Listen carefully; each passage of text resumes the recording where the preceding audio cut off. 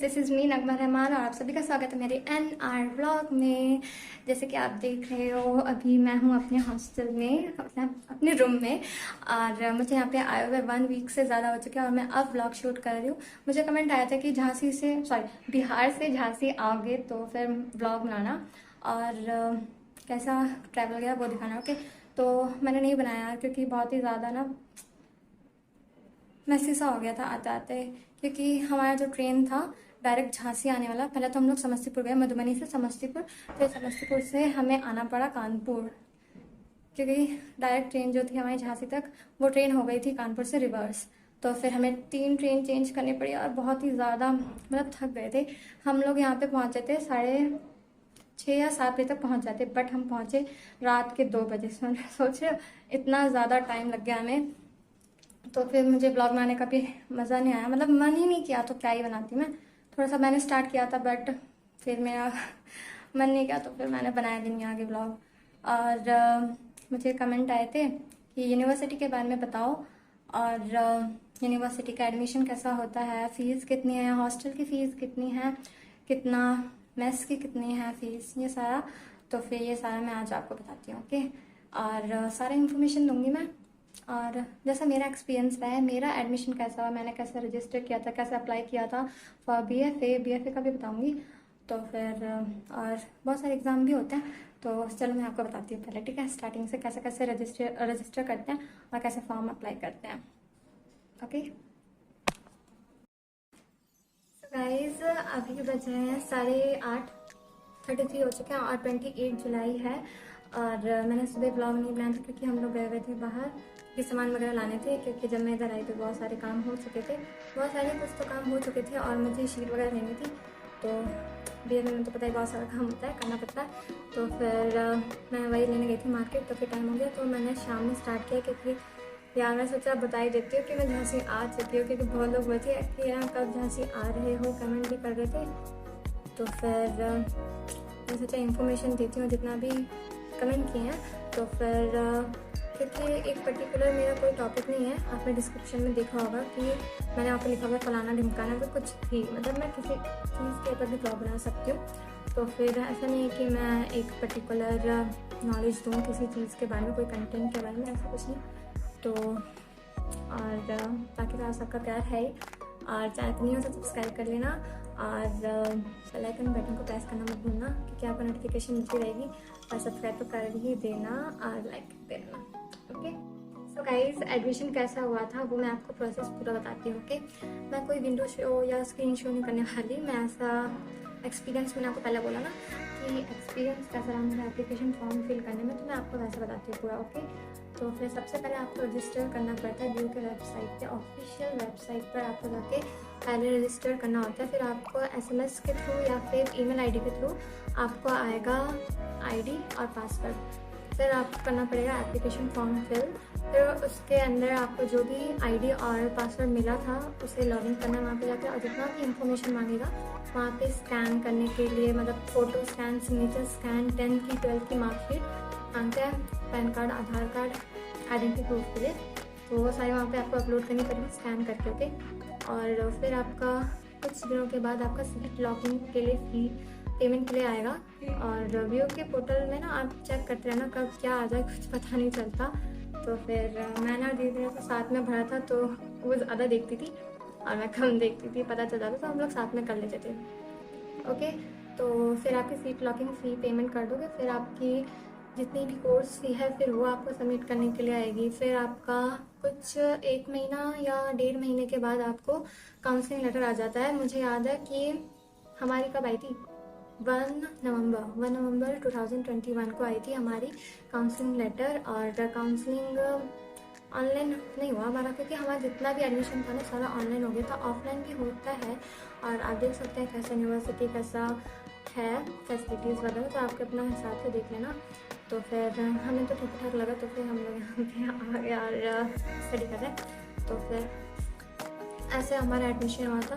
फिर आप वहाँ पे बहुत सारे ऑप्शंस होते हैं, आपका या हॉस्टल फैसिलिटीज़ लेनी है, आपको लाइब्रेरी लेनी है या फिर वाईफाई लेनी है, वहाँ पे एक ऑप्शन आती है, वहाँ पे अलग अलग उसके लिए पेमेंट करनी होती है। ठीक है, एप्लीकेशन फॉर्म फिल करके।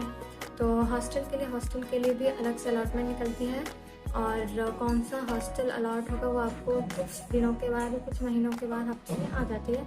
तो फिर आपको वहाँ पे रूम नंबर, कौन सा रूम अलॉट हुआ है। और ये एक चीज़ और होती है, हमें तो यहाँ पे आके डायरेक्ट रूम नहीं मिला था, हमें डोम मिला था, और हम लोग डोम में रहे थे 1 वीक रहे थे।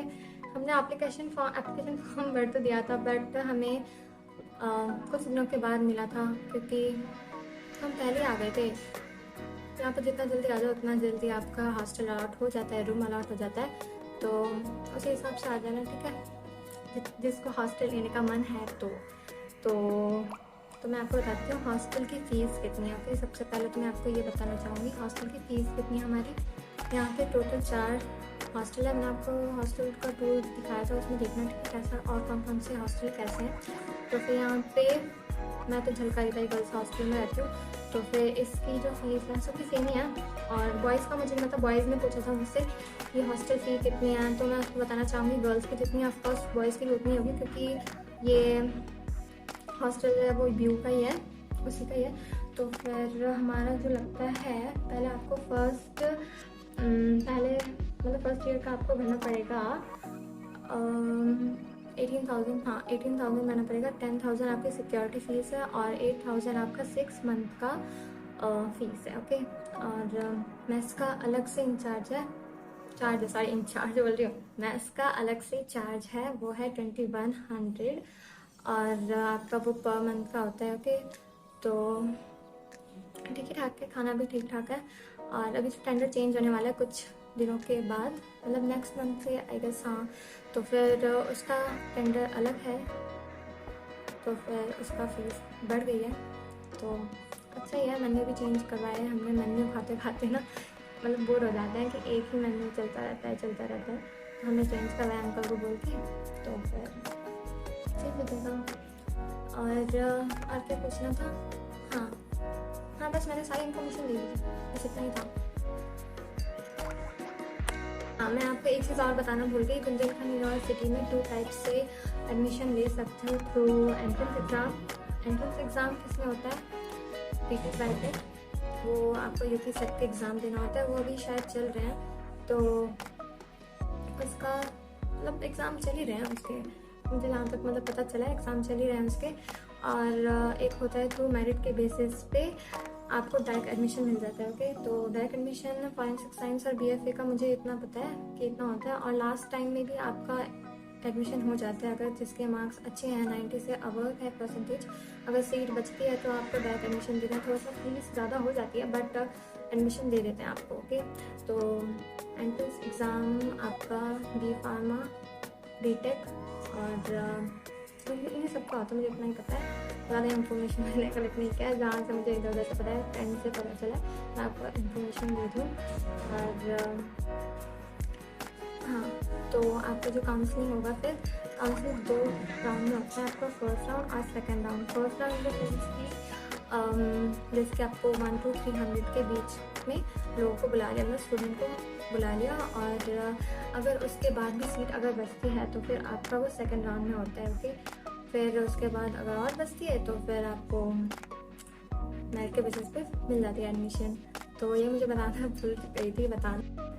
तो गाइस, मैंने अभी आपको बताया ना कि 18,000 है 1 ईयर का, जो फर्स्ट ईयर आपका 18,000 है, बट वो 18,000 नहीं है, वो पर 6 मंथ के बाद आपको 8,000 पे करना पड़ेगा।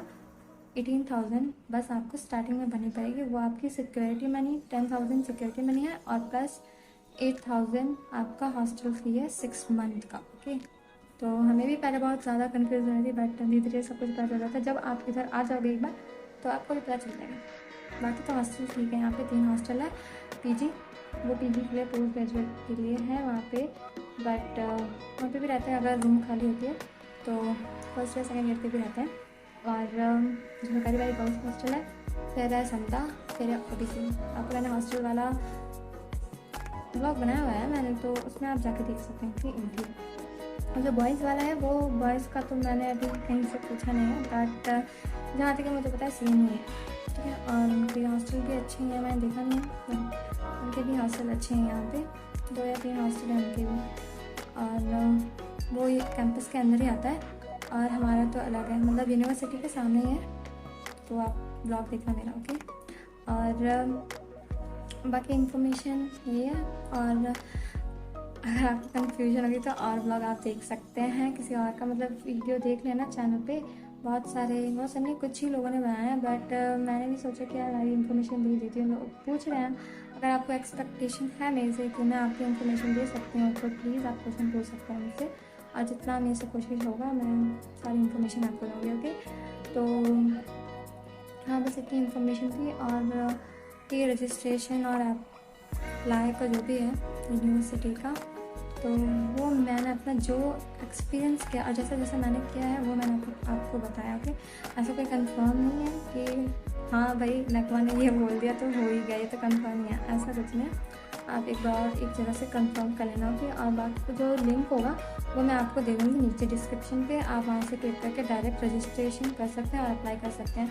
लास्ट ईयर 15 दिसंबर तक रजिस्टर मतलब अप्लाई कर रहे थे लोग। और मेरी जो फ्रेंड है विशाखा, उसने भी 15 दिसंबर लास्ट मतलब एंड वक्त पे उसने एडमिशन लिया था, तो उसके तो बहुत अच्छे मार्क्स थे, तो उसे मेरिट के बेसिस पे मिल गया था। उसका कुछ मतलब कि यूपी सेट का एग्ज़ाम नहीं होता, APTU का, तो ऐसे ये सब एग्ज़ाम नहीं होते, एंट्रेंस एग्ज़ाम।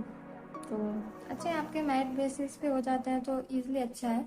और काउंसलिंग वगैरह तो होते हैं, वो आपके हिसाब से देख लेना, मेरा तो काउंसलिंग हुआ नहीं था। तो बस इतनी इन्फॉर्मेशन थी, तो मिलते हैं आगे।